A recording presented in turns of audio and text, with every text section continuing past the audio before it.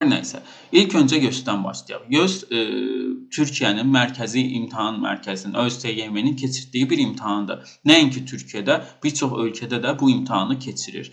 YÖS imtahanı ildə 2 dəfə təşkil olunur. Hal-hazırda ikinci YÖS imtahanı 11 oktyabr 2026 tarixində təşkil olunacaq və bu imtahanda iştirak eləməkdən ötürü başvuru müddəti 9 iyul artıq başlayıb və 3 avqusta qədərdir. 3 avqusta qədər siz artıq başvuru eləməlisiniz.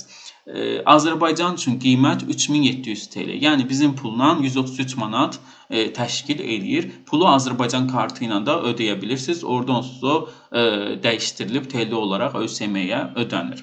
Yəni mütləq pulu ödəməyi yaddan çıxartmayın. Çünki bəzi imtahanı qeydiyyat edirlər, pulu gec ödəyirlər və imtahana buraxılmırlar. Bu çox önəmli məsələdir. Ümumiyyətlə, YÖS imtahanı necə bir imtahandır? YÖS imtahanı toplamda 80 sualdan ibarətdir. Riyaziyyat, məntiq və bu riyaziyyatın içərisində, yəni riyaziyyatı cəbir və həndəsə olaraq 2 hissəyə ayırmaq olar. 30 sual cəbirdir, 10 sual da həndəsədir, qalan 40 sual da məntiqdir. Yəni. Və toplam sizə 100 dəqiqə vaxt verilir ki, bu imtahandan keçəsiniz. İmtahan o qədər çətin deyil, biraz oxuyan o imtahandan lazımi balı ala bilər.